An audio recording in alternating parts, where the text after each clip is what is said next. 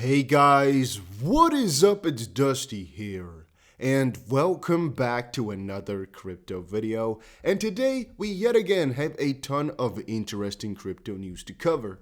First, a quick little overview of the crypto prices, then heading over into some Ripple and XRP news. A lot of cool stuff has happened. We're going to split that up in a couple of different parts. Then moving on into this security debacle, which I quickly want to summarize before moving over into some huge amounts of Ethereum leaving exchanges, Solana coming into a bullish flag, and then, well, a very interesting article to end it off about Matic. All right. So let's get into it. Right now, the cryptos are basically performing in the exact same way like I described a couple of hours ago. The market is basically kind of neutral, bullish with a kind of a slight bullish narrative, but usually kind of neutral, even though we've actually been moving upwards for the longest time now, though. Because if you think about it, I remember our updates a couple of days ago when Bitcoin was at about 45 or so thousand, and us talking about it not breaking through being positive, which again we did, and everything was nice in that regard. So from that perspective, I'll call it bullish, as in the entire move. Even the week here and most of the stuff has been bullish, but specifically this day, looking at it right now, it's kind of neutral at best, basically. All right, then Ripple and XRP propped up by Republican senators as they push against the SEC scheme. Now, two things to quickly say. I have no pop filter because I'm in a hotel somewhere, and that's also why you might hear some echo a little bit. The sound might be a little bit different than what you're used to, but hopefully it's not that big a problem. Ripple and XRP propped up by Republican senators as they push against the SEC scheme. Now, this specifically is something we've actually talked about for a little while. For example, this article you might have already seen. I didn't cover it because I didn't have the proper context to make a video about only this article or what. So this said, the SEC chairman, Gary Gensler, assured senators that the SEC is working overtime to create a regulatory framework for crypto. So from a certain perspective, I'm thinking, okay, that's very nice, very bullish, very juicy. Then again, with some of the other stuff which we've been seeing, like for example, Met Corva getting into, or I should actually say leaving, no, let me do two steps back, all right? So from a certain perspective, what we're seeing right here with the Ripple SEC lawsuit thing, it's very nice, it's very bullish to see, right? Because I mean, if they're working on a regulatory framework, nobody can say that's bad, right? And a regulatory framework can obviously also help Ripple in this case, because there might be some rules in there which the SEC now has that didn't have before, or Ripple can then prove that they didn't have fair notice, for example. But I digress. What I meant mostly is that it becomes very peculiar if you kind of mix it with some of the earlier statements that we've seen. For example, Ben Lawsky, who worked for Ripple before leaving the company, because he most likely didn't believe that Ripple would actually win in this entire ordeal, or like Matt here says, who works for Consensus, that it's most likely because Gary Gensler came into the SEC with a bearish narrative on crypto, basically, or on XRP specifically, that they already kind of knew that. Now, the SEC chair, Gary Gensler, gets called out for the commission's method of crypto industry regulation by the Senate. Obviously, we can get that. The way that they've been doing things is just not right. It's just not good. A Ripple co-founder calls out Gensler for contradictory statements on the crypto industry too. So the SEC and Ripple lawsuit continues to drag on even as developments from the courtroom battle further, hammering the argument that the SEC has no case against the firm. Observers have noted that closing the books on this issue will allow the cryptocurrency again to focus its efforts on becoming a more widely used asset with greater utility. The SEC's war on the crypto industry has often drawn a lot of criticism to the regulator, as they are deemed to be stifling innovation in the industry with their antics. These criticisms have been mostly addressed by the US Senate recently. During the SEC Chair Gensler's Senate Banking Committee hearing appearance, the regulator came under fire from Republican senators who denounced the Commission's plans for the cryptocurrency industry and other industries under their purview.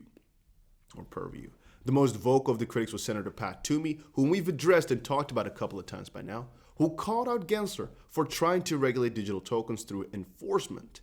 And even though we've actually covered this Senate Banking Committee speech already from Gensler in a couple of videos, a couple of days ago already, I wanted to really address here the issue at hand.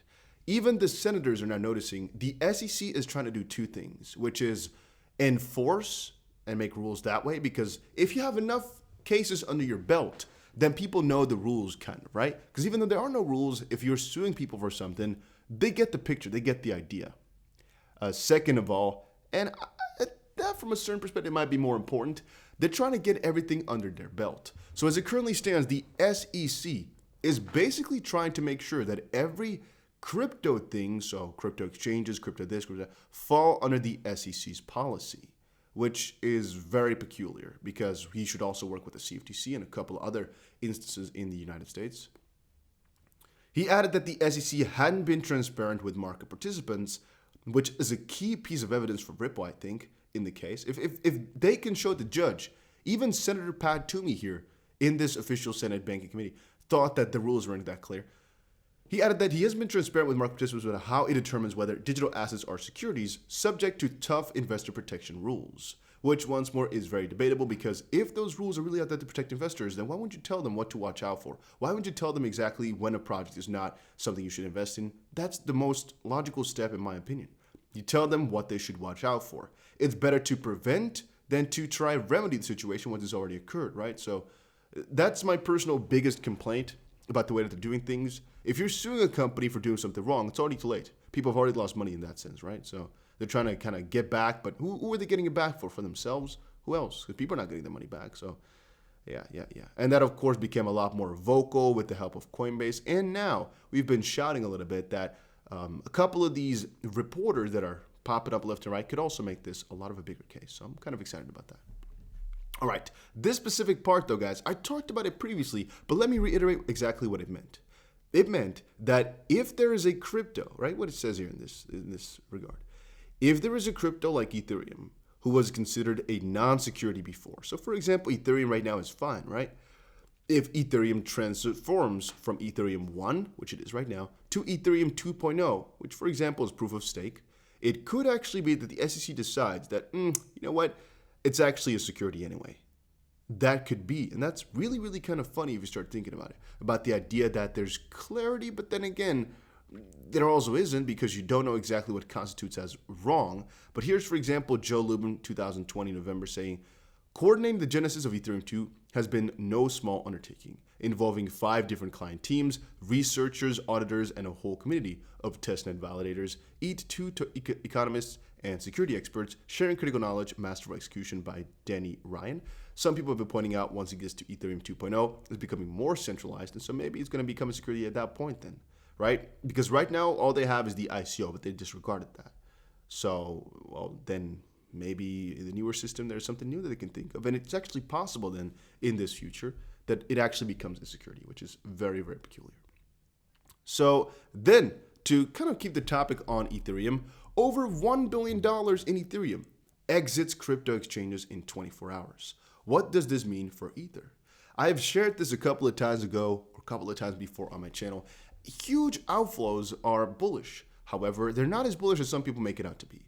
Huge outflows can mean that people are taking the money off exchanges, but it could also mean that less people are going to be trading, for example, and it could mean a couple of other small things. For example, more people go to stake, which can be good, can be bad. It just depends. A lot of people, for example, trade futures with Ethereum, and theoretically speaking, the less money there's on exchanges, the less futures are being traded as well. So less volume, right? And I mean, generally speaking, money taken off exchanges results into less volume. So it's not always good, but you know, if you sell an exchange, you probably are not going to sell it, or you can't really sell it. So $1 billion getting off there, we're usually seeing as a really positive thing. And I'm seeing it that way today as well.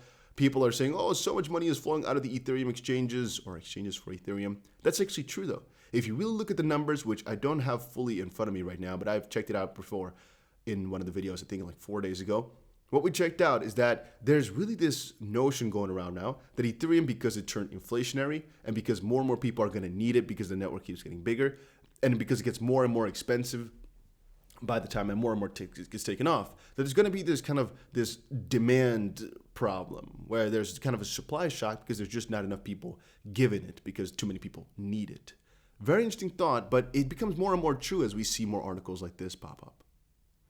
All right, So then about the Solana bull flag, if you want the long and short of a bull flag, it basically looks exactly like we're seeing here. Now, textbook bull flags looks really, really different, but there's a couple things which I can show you guys right now in this chart that might make you reconsider and might make you indeed think, oh, this is a really, really bullish thing. So what you're seeing is, so when you're analyzing a bull flag and want to trade that, what you're first of all doing, this is not financial advice, not investment advice, not anything like that. I'm just a random guy on the internet. I know my trading stuff though, a little bit. So I'll try to explain to you guys what I know. There's no guarantee for profits and never does anything always work. What you're looking for first is the market, so the trend. We're seeing here, okay, we're seeing a trending upwards market. That's good.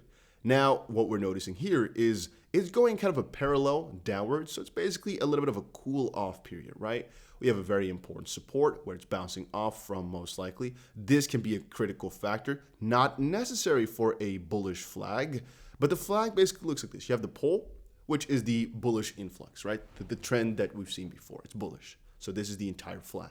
Some people call this small part the pole, I mean, just before we get the flag. But I consider this entire thing to be the flag, just to give you guys the picture.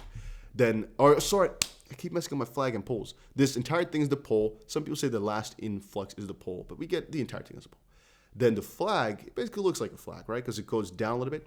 It's basically within a bullish scenario that we've seen, you get a little bit of a cool down period. However, since it goes in a flag type of pattern, very often it breaks out again to continue on with the trend that we've seen before. And people are expecting the same thing to happen for Solana right now once it reached this specific area. And to be honest with you, if you look at the Solana price right now, this was, I think, yesterday. The article, I think, was made today, but the 21 hours ago already. I wanted to say, but too bad.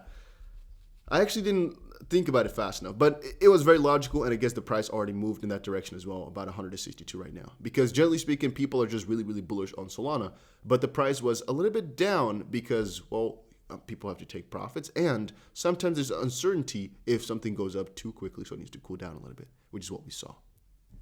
And then heading over into Matic, a bull run is round the corner for Matic thanks to these developments. So what I quickly wanted to say about Matic is actually there was a fun little bet that the Matic team placed on Cardano, saying that Cardano wouldn't launch.